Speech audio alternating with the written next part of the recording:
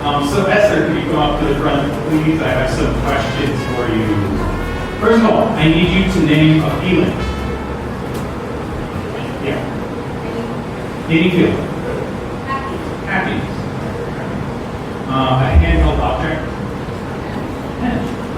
Reason something doesn't work.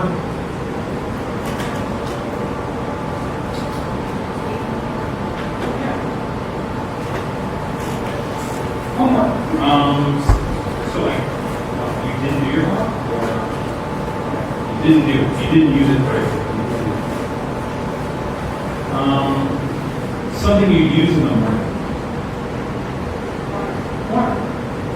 A different feeling. I need another feeling. Anger. A very specific field of study. Biochemistry, that's it. A reason to cancel a date. They call you up, they're like, Esther, are we still meeting on Friday? And you're like, no. Oh, you're the doctor's appointment. I don't believe you. You're a doctor's appointment. An irrational fear.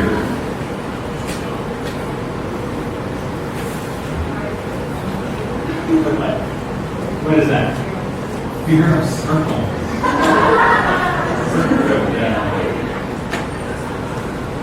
Okay, your favorite anime character?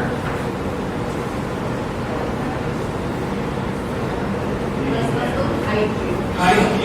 Is that a character in Kina? A reason someone is cool.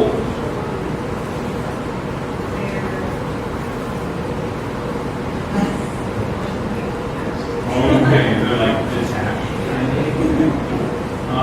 I need you to say raindrop term.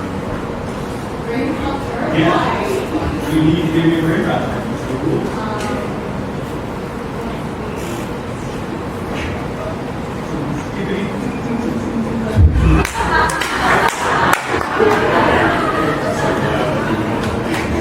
Okay, the job of the character in the book that we read.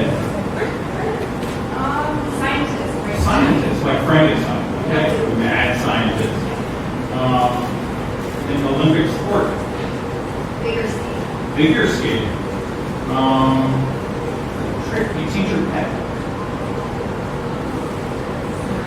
Okay. Okay. We're almost done. A fruit. Mango. A plural animal.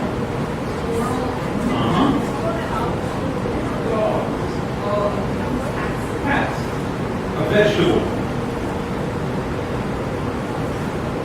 Carrots. A job. Teacher. A daily action. Something you do every day. Walking. And a reason someone gets arrested. Robbery. Okay. Robbery. A number. 3. Your favorite store in the mall? Your favorite store in the mall? You go to AK Plaza? Where do you shop? Where do you shop?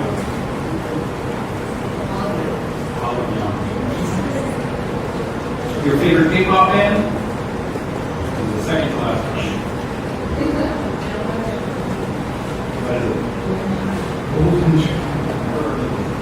And something you're too shy.